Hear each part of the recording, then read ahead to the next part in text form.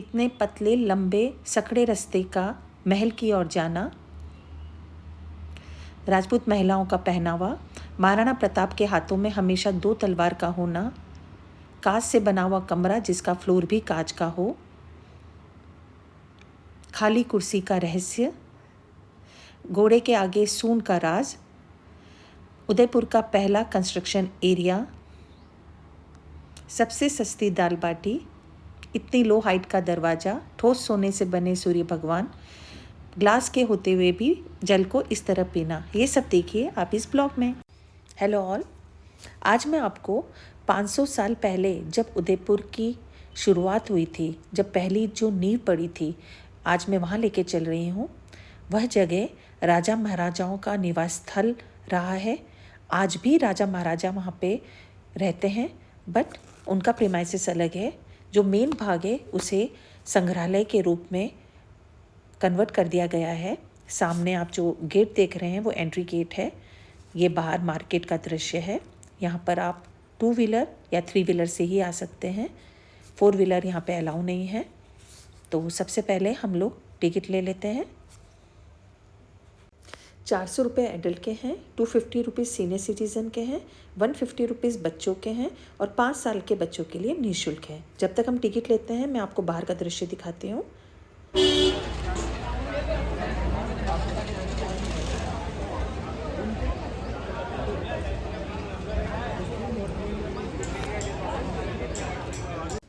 उदयपुर की सबसे खूबसूरत जगह, उदयपुर की रौनक, उदयपुर का हॉट डेस्टिनेशन आदि इत्यादि कहना इसे गलत नहीं होगा। कोई भी टूरिस्ट अगर उदयपुर आते हैं तो उनकी सूची में प्रथम स्थान सिटी पैलेस का ही होता है, और अगर आपने इसे विज़िट नहीं किया तो उदयपुर में आपका भ्रमण अधूरा ही माना जाएगा। ये जो आप आगे दरवाज़ा देख रहे हैं इसे बड़ी पोल कहा जाता है, और इसके बाद ये जो चौक है वो मानक चौक कहलाता है। जैसे कि उदयपुर की स्थापना महाराणा उदय सिंह जी ने की थी। जब वह प्रथम बार उदयपुर आए थे तब यहाँ पर जंगल था, छोटी छोटी पहाड़ियाँ थी, हरियाली थी। वो यहाँ की खूबसूरती से बहुत मोहित हो गए थे।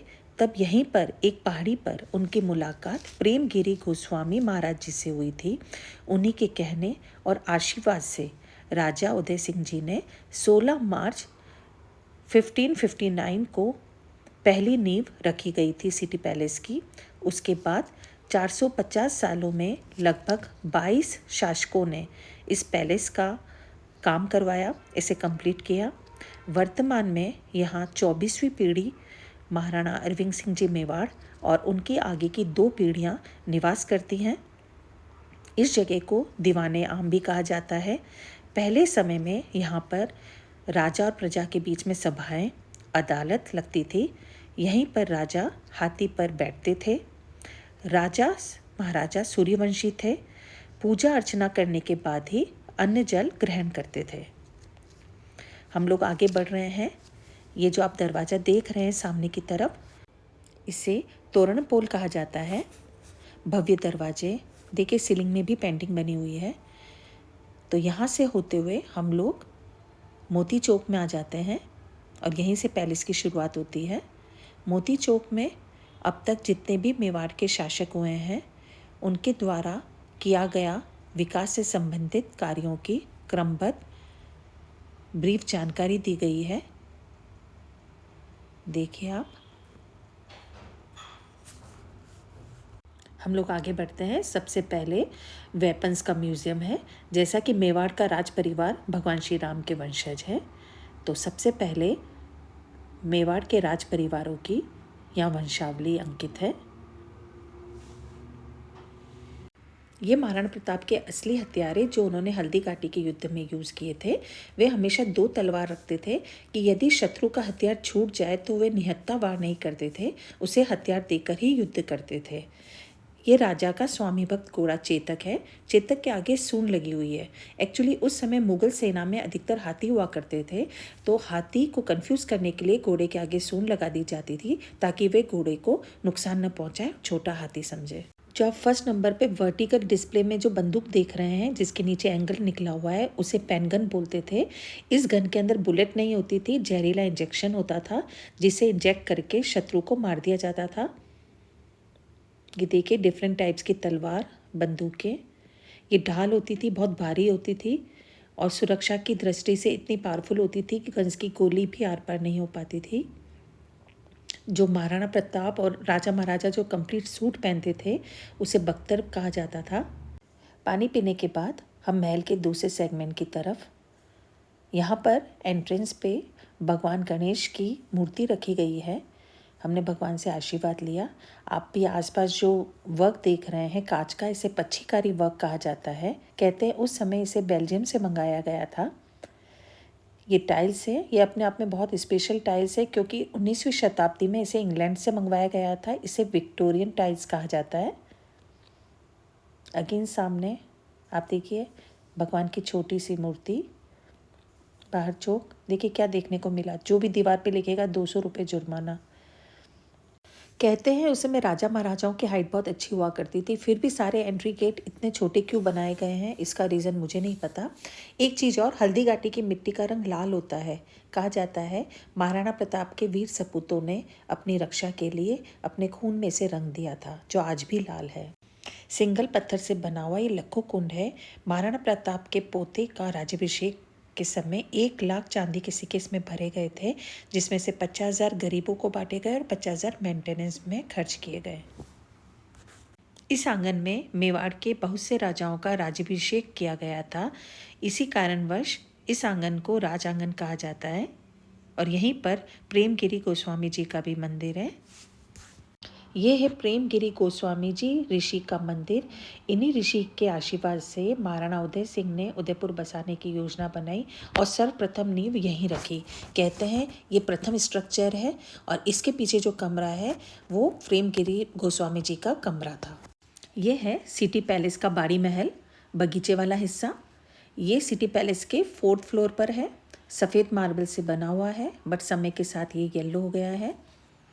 कहते हैं बाड़ी महल को बनाने का 2 उद्देश्य थे। पहला उद्देश्य, राज परिवार के लोग गर्मी में ठंड का अनुभव कर सकें, और दूसरा उद्देश्य ये था कि इसके सेंटर में एक कुंड है।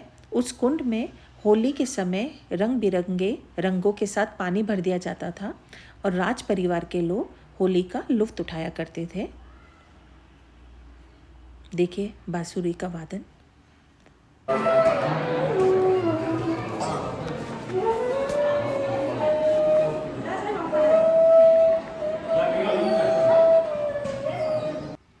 फोर्थ फ्लोर पर भी देखिए बड़े बड़े वृक्ष। आगे मैं आपको एक चेयर दिखाने वाली हूँ। उस चेयर की बहुत अच्छी एक कहानी है। 1911 में ब्रिटेन के राजा अपनी रानी के साथ दिल्ली आए थे। उन्होंने वहाँ पर एक दरबार आयोजित किया था और भारत के सभी राजाओं को आमंत्रित किया गया था। हर राजा के लिए एक विशेष कुर्सी निर्धारित रखी गई थी। तब उदयपुर के राजा फतेह सिंह ने इस आमंत्रण को अस्वीकार कर दिया था और इस तरह स्वाधीनता प्रिय मेवाड़ के महाराणा की यह कुर्सी, एकमात्र कुर्सी, खाली रह गई थी। अब हम आगे बढ़ते हैं। देखिए कैसे सकड़े, खड़ी सीढ़ियाँ। सामने जो आप जालीनुमा संरचना देख रहे हैं ना, उसे खिड़की नहीं झरोखा कहा जाता था। ये स्पेशल डिज़ाइन किए गए थे। इनसे आप अंदर से बाहर तो देख सकते थे, बट बाहर से अंदर नहीं देखा जा सकता था। राजा महाराजा राजपूत थे, तो राजपूत महिलाएं अपना चेहरा किसी को नहीं दिखाती थी और यहीं पर खड़े होकर वो बाहर होने वाली गतिविधियों का लुत्फ उठाया करती थी। रूम के अलावा सीढ़ियों में भी अनगिनत झरोखे बनाए गए थे। ये मोती महल है। यहाँ पर आप ये फ्रेम देख रहे हैं दीवारों पर, ये हाथी दांत से बने हुए दरवाजे हैं जिन्हें उखाड़कर फ्रेम में लगाकर अब संरक्षित कर दिया गया है। यहीं पर महाराणा करण सिंह का बेडरूम भी है, देखिए आप पास में, जिसे शीश महल कहा जाता है। यहाँ पर पुराने टाइम का पंखा लगा हुआ है। उस समय लाइट नहीं हुआ करती थी, तो उनके सर्वेंट मैनुअली, अब पीले कलर की संरचना है वही पंखा है, तो उसे मैनुअली वो लोग हैंडल करते थे। अब हम आगे की तरफ बढ़ते हैं। देखिए झरोखे, वही पतले सकड़े रास्ते। इस पैसेज में जो कांच लगे हुए हैं, कहा जाता है उस समय इन्हें बेल्जियम से मंगाया गया था। ये 200-300 साल पुराने कांच हैं। पहले इस तरह के मिरर हुआ करते थे जो दीवार में ही फिक्स कर दिए जाते थे। ये भारत का एकमात्र ऐसा शीश महल है जिसका फ्लोर भी कांच का बना हुआ है। ये राजा रानी का बेडरूम हुआ करता था। हाथी दांत के दरवाजे बने हुए हैं। इस रूम को बनाने का मुख्य उद्देश्य अंधेरे में उजाला पैदा करना था। यहाँ जो ये पेंटिंग्स आप देख रहे हैं डायरेक्टली वॉल पर बनाई गई है। ये 250-300 साल पुरानी पेंटिंग्स हैं। इन्हें फ्रेस्को कहा जाता है। इसमें उस ज़माने में ऑर्गेनिक कलर यूज़ हुए थे। सोने का वर्क भी किया गया है। पेंटिंग्स ख़राब ना हो इसके लिए आप देखिए फाइबर की शीट लगाई गई है। हम बाहर चौक में आ जाते हैं। ये सिटी पैलेस का सबसे ऊपरी तल है। ये जो आप ब्लू कलर की टाइल्स देख रहे हैं, कहते हैं उस समय इसे बाहर से मंगवाया गया था। देखिए इस वाले एरिया में ज़्यादा भीड़ होने का मेन रीज़न ये है, यहाँ से उदयपुर का एक खूबसूरत सा दृश्य नज़र आता है, तो हम भी उसे कैप्चर कर लेते हैं। देखिए आप, ये सिटी पैलेस का निचला एरिया और ये उदयपुर का खूबसूरत सा दृश्य। महल की दूसरी तरफ पानी के अंदर लेक पैलेस ताज है, जिसे 17वीं शताब्दी में राजा जगत सिंह ने बनाया था। गर्मियों में रॉयल फैमिली यहाँ पर एंजॉय करती थी। महाराणा भीम सिंह जो 18वीं शताब्दी के राजा थे, उन्होंने सबसे ज़्यादा शादियाँ 16 शादी की थी। ये ब्लू कलर का अपार्टमेंट उन्होंने अपनी प्रमुख रानी के लिए बनाया था, जिसमें सारी सुख सुविधाएँ थी, जैसे मेकअप रूम, प्ले एरिया। ये झरोखे नुमा जालियाँ हैं जिनके ऊपर रंग बिरंगे कांच लगाकर इन्हें और भी खूबसूरत बना दिया गया है। नीचे मयूर चौक है और ये गोखड़ा कहलाता है। ये कमरा महाराणा भोपाल सिंह जी का है। 18 साल की उम्र में घोड़े से गिर जाने के बाद वे कभी अपने पाँव पर खड़े नहीं हो पाए। सामने रखी व्हील चेयर उस समय इंग्लैंड से मंगाई गई थी। वो मेवाड़ के एकमात्र ऑफिशियल राजा थे और वर्तमान राजा अरविंद सिंह मेवाड़ के दादा थे। ये मयूर चौक है। यहाँ पे मोर बने हुए हैं जिस पर बारीकी से कांच लगाए गए हैं जो बाहर से इम्पोर्ट किए गए थे। यहाँ पर दीवाने खास अर्थात दरबार लगता था और डांसिंग प्रोग्राम होते थे। ऊपर आप झरोखे और खिड़कियाँ देख रहे हैं ना, वहीं से महिलाएं देखा करती थी। अभी तक हमने जितना भी महल विजिट किया वो मर्दाना महल के अंतर्गत आता है। अब हम जनाना महल की ओर रुख कर रहे हैं। देखिए कितनी पतली गली है, लेकिन एक बात समझ नहीं आई, जनाना महल जाने के लिए इतना बड़ा रनवे क्यों दिया है और इतना सकड़ा। वेंटिलेशन भी अब जाके आया है। यस, अब हवा रोशनी का पूरा प्रबंध है। मेरा जैसे को तो सफोकेशन में मैं ऐसे ही मर जाऊंगी। देखिए नीचे भी हवा रोशनी है। बाहरी पुरुष का, किसी भी पुरुष का आना यहाँ कंप्लीटली वर्जित था। बड़े बड़े कंटेनर। आगे बढ़ते हैं। ये चूल्हे का सेटअप। ये देखिए बड़ा सा तवा, भगोना, मटका। इसमें यहाँ पर सिल बिकता है, आटा चक्की है। ये स्टोरेज कंटेनर। जनाना महल में आगे की ओर रानियों का गेस्ट हाउस। यहाँ पे वे क्वालिटी टाइम स्पेंड करती थी, गेम्स खेला करती थी। यहाँ पे आप सेंटर में देखिए सिगड़ी रखी गई है। ठंड में कमरे का टेम्परेचर गर्म करने के लिए यूज़ किया जाता था। पास ही में स्टीम से चलने वाला पंखा। 1940 में जब बिजली आ गई थी उस समय कहते हैं सीलिंग फैन को इंग्लैंड से मंगवाया गया था। बाहर चौक से होते हुए वही नैरो सीढ़ियाँ। सामने जो आप शेल्फ देख रहे हैं वो वहाँ दिया रखा जाता था ताकि सीढ़ियों में रोशनी बनी रहे। यहाँ एक मुझे बहुत प्यारी सी चीज़ देखने को मिली, जो फायर प्लेस होता है आजकल के घरों में, उसी की एक मिनिएचर रेप्लिका शायद बहुत खूबसूरती से बनाई गई थी। यहाँ दिया रखा जाता होगा। आगे राजपूत महिलाओं का पहनावा जिसे पोशाक कहते हैं। पहले और आज भी अगर आप राजस्थान आते हैं तो राजपूत महिलाएं, चाहे वो किसी भी वर्ग से ताल्लुकात रखती हैं, आपको वह इसी पहनावे में नज़र आएंगी। है ना खूबसूरत। ये है पानी गर्म करने का कंटेनर।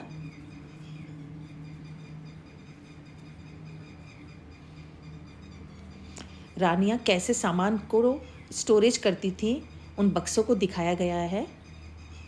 बहुत खूबसूरती से उसमें कपड़े रखे गए हैं।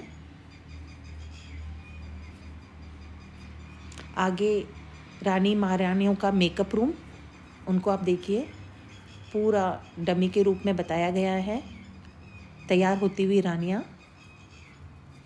जनाना महल में एक्चुअली हर एक चीज़ को बताया गया है कि वो क्या खाती थी, कैसे रहती थी, क्या पहनती थी। आप देखिए, उनके गेम को भी डिस्प्ले किया गया है, उस समय का खेले जाने वाला गेम चौपड़। ठोस सोने से बनी हुई सूर्य की प्रतिमा है। मेवाड़ का राज परिवार सूर्य भगवान के दर्शन करने के बाद ही अन्न जल ग्रहण करते थे। बारिश के टाइम में जब सूर्य देवता प्रकट नहीं होते थे, उस समय इन्हीं सूर्य भगवान को नमन करके अन्न जल ग्रहण किया जाता था। जनाना महल में बाहर लक्ष्मी चौक है, यहाँ पर खाने का डाइनिंग हॉल है। यहाँ मुझे बहुत अच्छा लगा, आप बहुत सस्ते में 150 रुपीज़ में दाल बाटी का लुत्फ़ उठा सकते हैं। बट मुझे भूख नहीं थी, तो मैं देख रही थी मुझे कुछ ठंडा मिल जाए, चलो मैं ये ले लेती हूँ। आप मानेंगे नहीं, मात्र 50 रुपीज़ की ग्लास थी। हम लोगों ने ये लिया और बाहर आ गए। बाहर ये मानक चौक में आप देखिए, बच्चों के ग्रुप्स आए हुए हैं। बच्चों को लाना यहाँ बहुत बेनिफिशियल होता है, नॉलेज भी मिलती है और बच्चों की पिकनिक भी हो जाती है। तो मुझे लगता है स्कूल्स को प्लान करना चाहिए कि वो बच्चों को विज़िट कराएं सिटी पैलेस की। देखिए बाहर ये छोटे छोटे कमरे हैं, इन सब में अब हैंडीक्राफ्ट्स की दुकान लग गई हैं। डिफरेंट वैरायटी के कपड़े हैं, बेडशीट्स हैं, देखिए आप, रग्स हैं, कारपेट हैं। आप यहाँ से भी शॉपिंग कर सकते हैं। ये बाहर जो ये बड़े बड़े साँकल दिख रहे हैं, मुझे लगता है ये उस समय हाथी को बांधने के लिए, यहाँ कुछ डिस्प्ले नहीं था, मैं एक एजम्पशन कर रही हूँ कि शायद यहाँ पे हाथियों को बांधा जाता होगा। देखिए आप, क्योंकि इतनी बड़ी बड़ी साँकल तो मुझे लगता है उन्हीं उसी पर्पस में काम आती होंगी। बाहर ये फूड कोर्ट है, आप यहाँ पर कुछ भी परचेज़ करके खा सकते हैं। मैं आपको दिखा देती हूँ एक बार ये। और इस तरह आज की यात्रा पूरी होती है। आपको ये ब्लॉग कैसा लगा, आप आगे से शेयर कर सकते हैं, मेरे चैनल को सब्सक्राइब भी कर सकते हैं। तब तक के लिए बाय, अलविदा।